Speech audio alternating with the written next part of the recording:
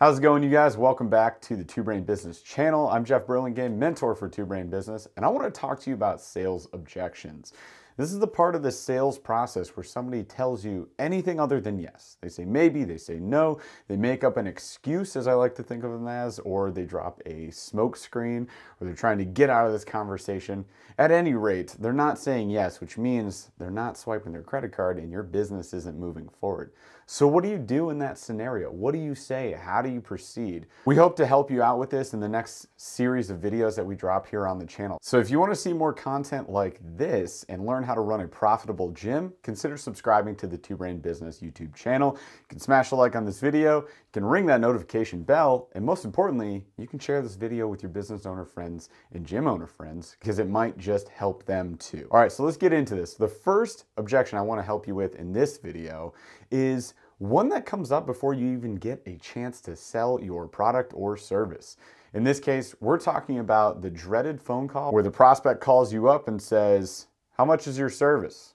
How much do you charge? How much for a membership? Okay, the price question, the price objection before objections even matter. That's what we're dealing with right now. So what do you say? How do you respond? You just tell them the price? Do you have your prices on your website so they don't even have to ask the question? They already know and they just move on. So if you want to shift the odds in your favor, here's a few things that we recommend. Number one, don't put pricing on your website. There's a very important reason for this. If you are in the micro gym industry, it is most likely that you do not get enough leads to validate qualifying people out before you even get a chance to talk to them. All you're doing by putting pricing on your website, if you're getting less than 150 leads per month, is putting up a wall that is blocking people from getting into your business and getting a chance to even talk to you. What happens in the eyes of the prospect is they get on your website, they see your pricing, it says $200 a month, and they freak out. They say, a gym membership for $200 a month? You heard me right. Now you know, and I know, that the government, consumers, people in general, they view all gyms as the same. But are all gyms created equal? No. Most likely, if you are watching this video, you probably run a micro gym. You are successful, or you're trying to be successful in selling coaching, not access. This is a higher touch service, which is at a higher price point. And that higher price point is valid because your time is worth it. However, this consumer, this prospect, does not have that understanding.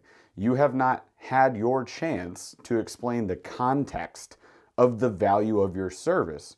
So why would you do that? Why would you create a barrier?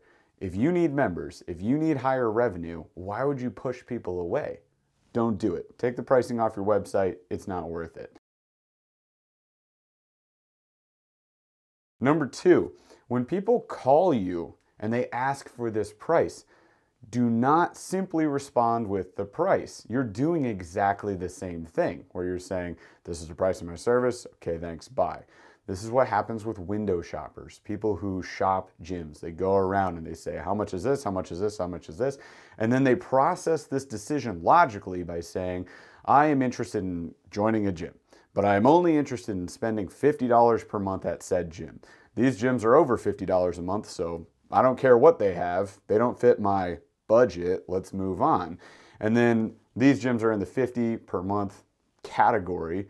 Which of those would be the best? And now they actually make, a more in-depth decision, but price has already just removed you from this equation. Don't put yourself in that position.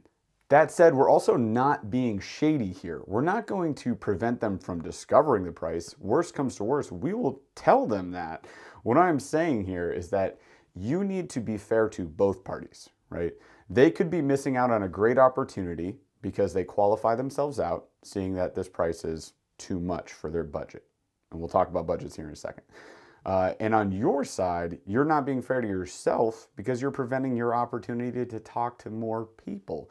And when it comes down to growing your business, it really, at the core of it, like the core action you need to take, it comes down to talking to more people. More people you talk to, the more business you do. It's like magic. It's crazy. But here's the deal. I want to talk to you about exactly how to handle this conversation. But first, you need to keep this in mind. Budgets are not real. They are made up. They are not real. People are spending more money than they ever have. The product, the service industry is exploding right now in many different categories, many different industries.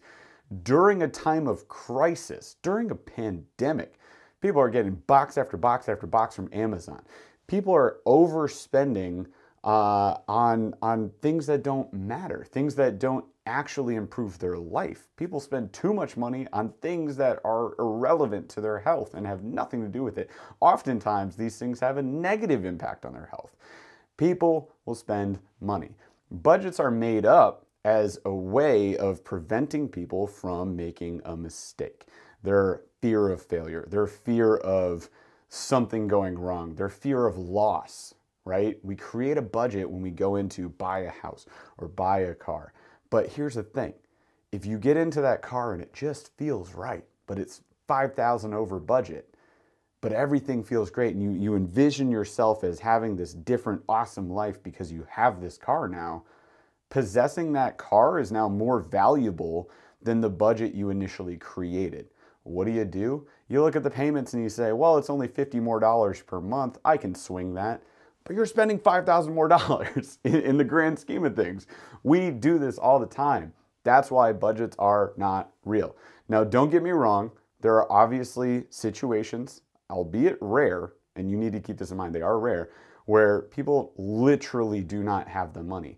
But I'm willing to bet, because consumers are smart, that they're not calling you because they already know that you're outside their budget. They're going to price themselves out before they even see a price or hear it. They're not in the market to look for coaching gyms. They're not doing it. So you don't need to worry about that. The people that are coming to you and saying they have a budget actually have the money. They're just creating the budget to protect themselves. So that's very important mindset. Now, let's get straight into the objection here. So with this objection, somebody calls you up. They say, hey, how much is your membership? Here's how I want you to handle this. Right away, completely disregard the question and move forward.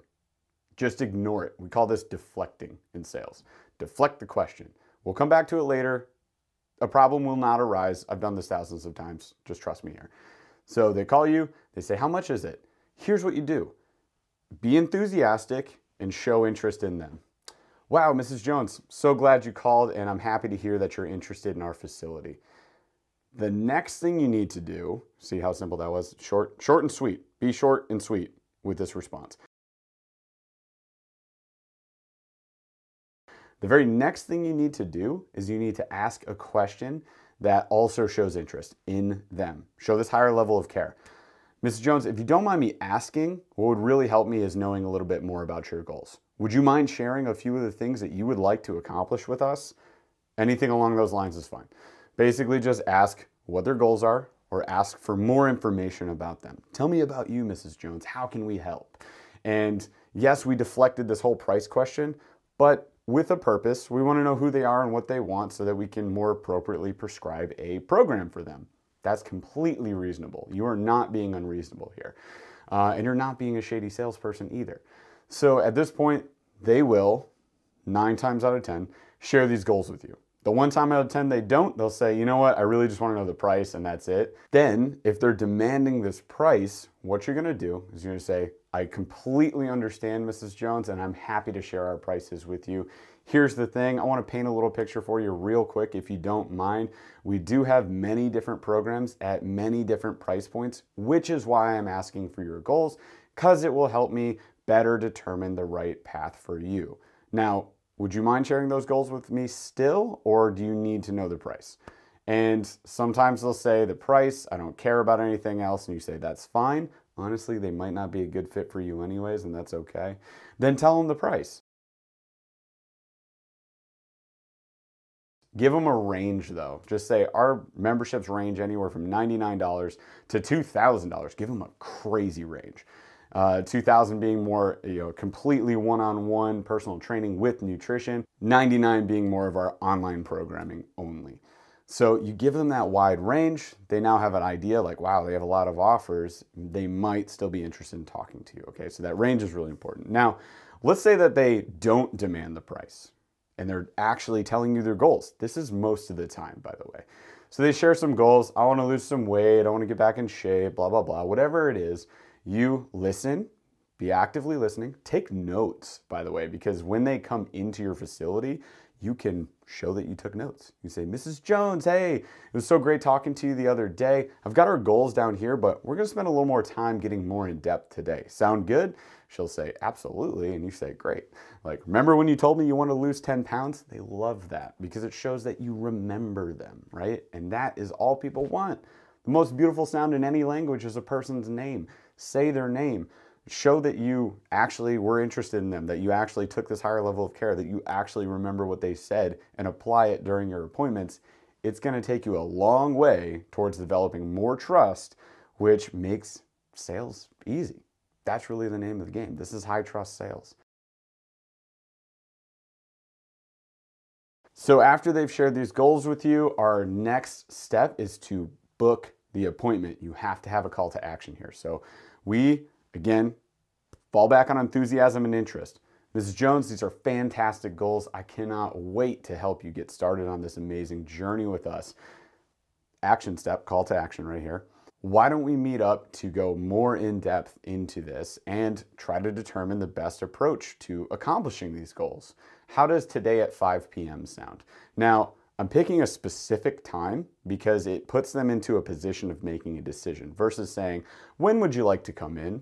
Because now they have to think about their schedule. They got to think about, what do I do with little Timmy and Johnny, you know, when I'm going to this appointment? I got to get daycare. I got to figure something out. No. We don't want to worry about that. So just pick an arbitrary time.